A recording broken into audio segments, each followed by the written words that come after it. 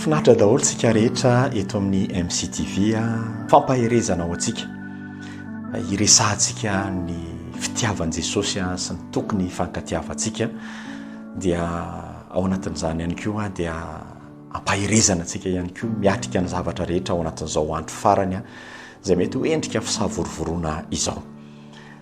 Ry havana malala ao amin'ny tompo zao dia vanim-potoana farany.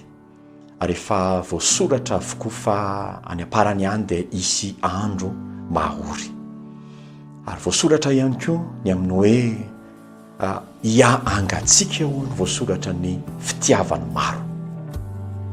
Fa mino fa raha mandresy mahita n'ity fampaherezan'ity ianao dia ho voakasiky ny tenin'Andriamanitra sy ny fampaherezana fa ny soratra masina dia milaza fa tiako izay tia aho Jesosy ary izay fatra-pitady ihany ho ahita.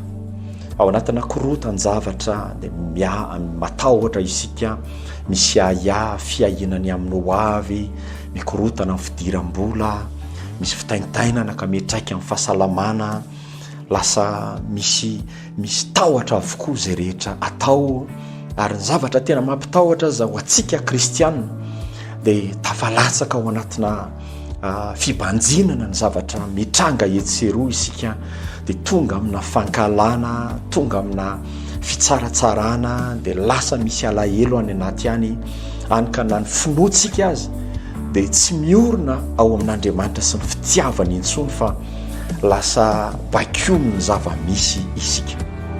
Androany kosa nefa dia tia ampahery antsika fa isika kristianina dia manana ny Kristy ary hono voasoratra mijerea an Jesosy Kristy tompo le tompony finoatsika sady mpanefa azy. Ary hoy ihany voasoratra mijerea dia ho velona ianareo, mijerea dia ho vonjena ianareo. Zay mahita aho Jesosy dia mahita fiainana izy. Ny tena fiainana dia ny fibanjina antsika an Jesosy. Rehefa mahita an Jesosy tsika, rehefa mibanjana an Jesosy tsika dia misy fitsaharana ao anatsika, misy fahatokiana ao anatsika, misy fanantenana ao anatsika. Mahatonga antsika tsy hiankina amin'ny olona, tsy hiankina amin'ny zava-misy, tsy hanaiky ho bakio ny toetra raha mitranga etseroa fa tena hiorina mahatoky ao amin'Andriamanitra. Matoky izahay ry havana fa ao anatin'izany fampaherezana izany dia hibanjina an Jesosy ianao. Finaritra tompoko.